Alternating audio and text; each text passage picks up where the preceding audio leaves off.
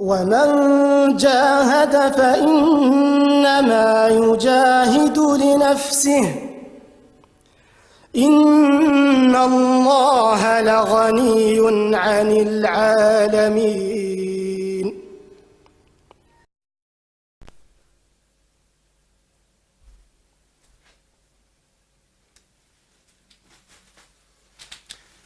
Salam alaikum à tous mes frères et sœurs en islam et belle journée à tous mes frères et sœurs en humanité.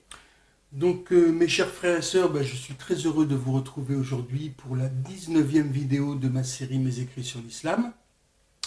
Donc aujourd'hui j'en profite comme nous sommes vendredi pour vous souhaiter, à tous les musulmans Jumu'ah Mubarak.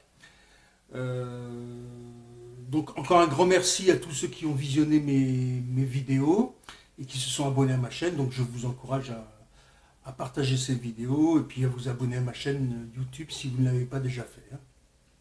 Donc aujourd'hui, comme d'habitude, je vais vous lire un texte extrait de mon livre Je vous embrasse d'amour, livre donc composé d'écrits poétiques, politiques et philosophiques sur l'islam, agrémenté de versets du Coran.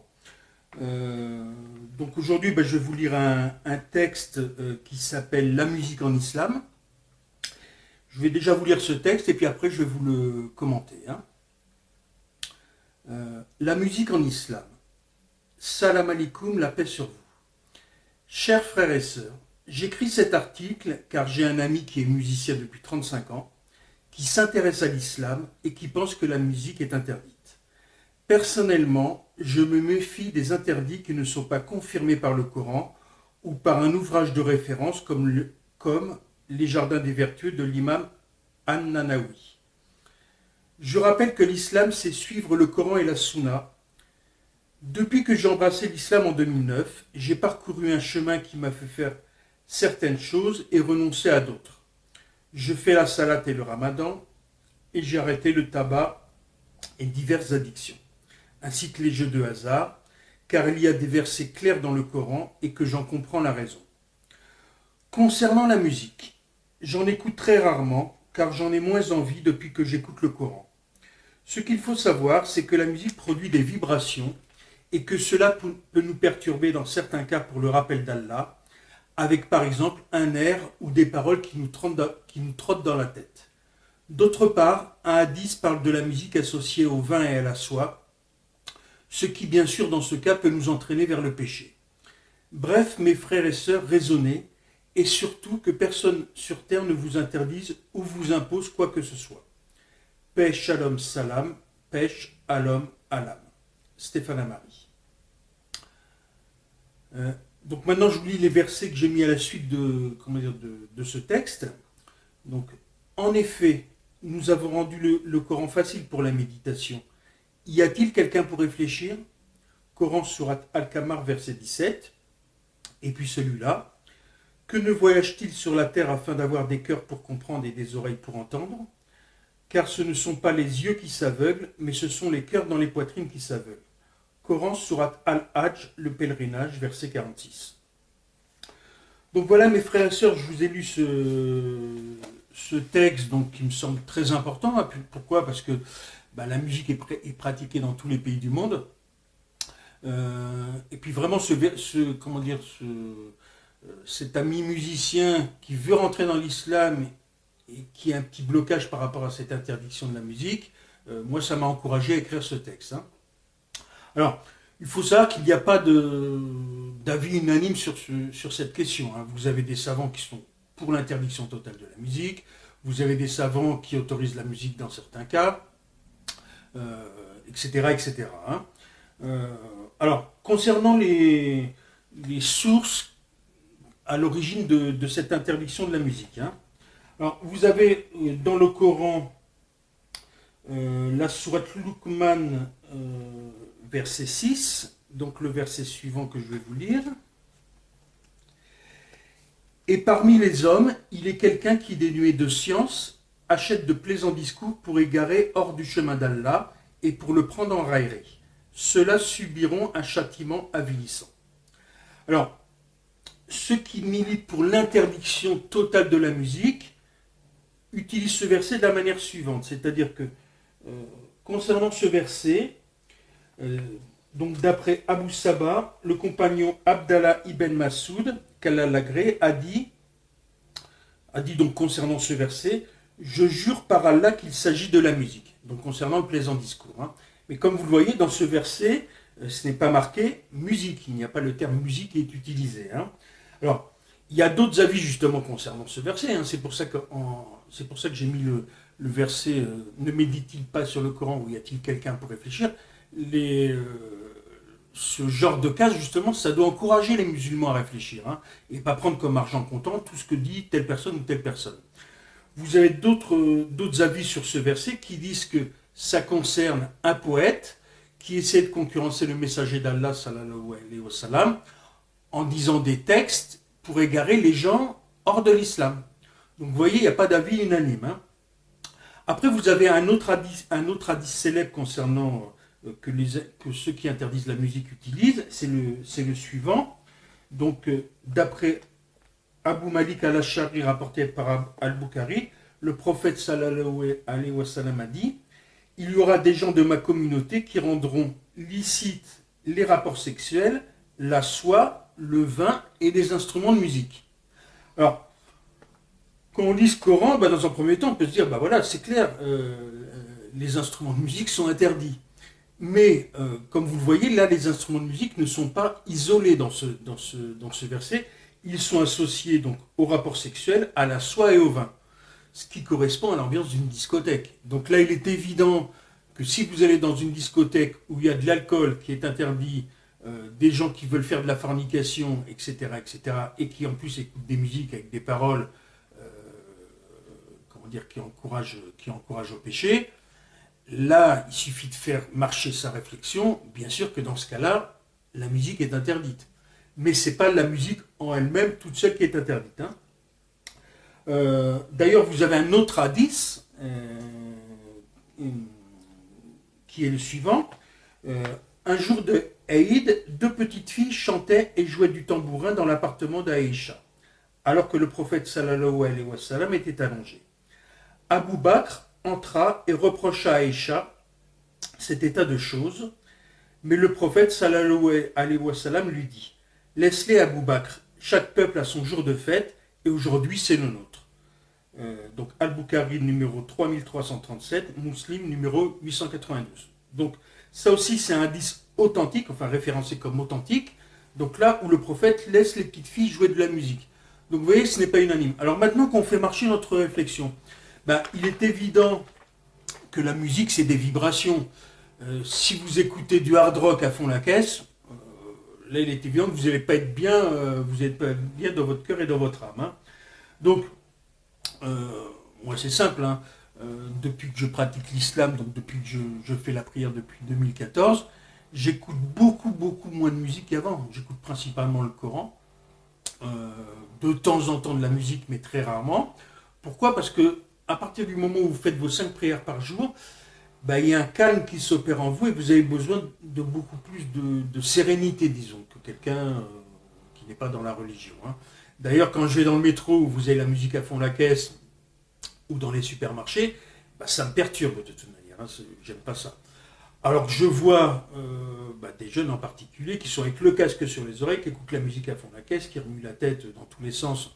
Donc c'est vrai que ça fait un peu comme s'ils étaient possédés. Donc là, il est évident que écouter la musique dans ces conditions, ça n'amène pas à la sérénité ni à la réflexion. Alors, après, vous avez autre chose. Hein. Quand vous écoutez trop de musique, vous pouvez écouter par exemple les gens qui écoutent des chansons en boucle, vous avez le refrain qui va vous rester dans la tête. Ce qui va, pareil, empêcher votre réflexion et votre méditation, et et vous empêcher d'accomplir normalement vos actes, les actes religieux comme la prière, etc. Si vous avez tout le temps cet air qui vous trotte dans la tête. Hein. Alors, dernière chose, il suffit de réfléchir, comme je vous dis, l'islam c'est la voie du milieu. Et comme je l'ai dit dans mon texte, moi je me méfie des interdits qui ne sont pas spécifiés clairement dans le Coran. Hein. Alors vous avez par exemple dans la sourate, la table servie, verset 90, vous avez ce verset est clair, puisque c'est marqué « Ô les croyants, le vin, le jeu de hasard, les pierres dressées, les flèches de divination ne sont qu'une abomination, œuvre du diable, écartez-vous-en afin que vous réussissiez. » Donc là, ces interdictions sont claires, hein, le vin, le jeu de hasard, les pierres dressées, etc., les flèches de divination. Donc là, on les comprend tout à fait. Il est évident pour moi, hein, en faisant marcher ma réflexion comme le demande Allah dans le Coran, pour un sujet aussi important que la musique. Hein, si Allah avait voulu interdire totalement la musique, il l'aurait marqué clairement dans le Coran. Autre chose aussi, alors je vous ai cité les hadiths authentiques qui associaient la musique au vin et au jeu de hasard, etc. Donc là, on l'a compris tout à fait. Hein. Maintenant, vous avez un livre de référence, Les Jardins des Vertus de l'imam An-Nanawi, qui regroupe les principaux hadiths, donc les récits et les dits du prophète sallallahu alayhi wa sallam. Là, pareil, donc vous avez le livre de la science, dans cet ouvrage, vous avez le livre de la prière sur le prophète, le livre du rappel, le livre des invocations, le livre du combat, enfin il y a plein d'hadiths suivant différents sujets. Et vous avez, comme je vous montre ici, le livre des interdits, qui regroupe énormément de pages. Hein. Tout ça, c'est des interdictions. Interdiction de récuser l'authenticité d'une généalogie, interdiction de la fraude et de la duperie, interdiction de trahir, interdiction de faire souffrir des êtres sans défense, interdiction de torturer par le feu tout animal, etc., etc., etc. Donc ça fait une page, 2 pages, 3 pages complètes. Hein. Il n'y a aucune interdiction concernant la musique. Hein. Donc voilà mes frères et sœurs. Alors, comme je vous l'ai dit, moi je ne suis pas savant. Il y a des savants qui interdisent la musique entièrement, il y a des savants qui laissent l'autorisation, etc. La personne, un musulman qui ne veut pas écouter de musique, eh ben, qui n'écoute pas de musique. Celui qui veut écouter un peu de musique, je vous ai dit, dans certains cas, pour que ça ne perturbe pas sa raison, ça ne l'empêche pas de faire ses obligations religieuses, et tout en sachant bien sûr que les paroles doivent être en adéquation avec notre religion, donc ne pas encourager au péché, à la fornication, à la consommation d'alcool, de drogue, etc. Bah, moi, je ne vois aucun mal à écouter de temps en temps du Bach, ou même vous avez les anachides, hein, des gens comme Maher Zen, qui chantent des chants religieux accompagnés de musique et qui glorifient Allah ou qui font des chansons sur le prophète sallallahu alayhi wa sallam. Pour moi, il n'y a aucun mal sur ça. D'ailleurs, petite anecdote me concernant, je me suis converti à l'islam en allant écouter un concert de musique soufie. Hein, donc vous voyez, bon, la musique peut même mener à la conversion à l'islam. Hein. Mais après, chacun est libre de faire ce qu'il veut, tout en sachant bien sûr qu'une référence comme par exemple l'imam Al-Khazali, qui est surnommé la preuve de l'islam, autorisait certains instruments de musique. Hein. Alors, un dernier point, moi je suis vraiment très étonné quand je vois des personnes affirmer des choses qui ne sont pas marquées clairement dans le Coran. Alors, concernant par exemple la musique, de dire la musique c'est totalement interdit, etc. Alors je rappelle à ces personnes un verset qui me semble important, donc toujours dans la table servie, le verset 87, donc ces 3 versets avant le verset 90 où le vin, le jeu de hasard, etc. sont interdits. Ce verset c'est le suivant. Ô les croyants, ne déclarez pas illicites les bonnes choses qu'Allah vous a rendues licites et ne transgressez pas. Allah en vérité n'aime pas les transgresseurs. Donc ce verset, à mon avis, doit encourager chacun à la méditation et la réflexion. Dernière chose aussi, vous avez par exemple un chanteur qui s'appelait avant Cat Stevens, qui s'est converti à l'islam et qui maintenant s'appelle Youssouf Islam, donc qui fait pareil des chansons sur la religion accompagnées de musique douce, tout simplement. Donc je pense que c'est quelqu'un de musulman qui respecte l'islam, mais ça ne l'empêche pas de faire un peu de musique.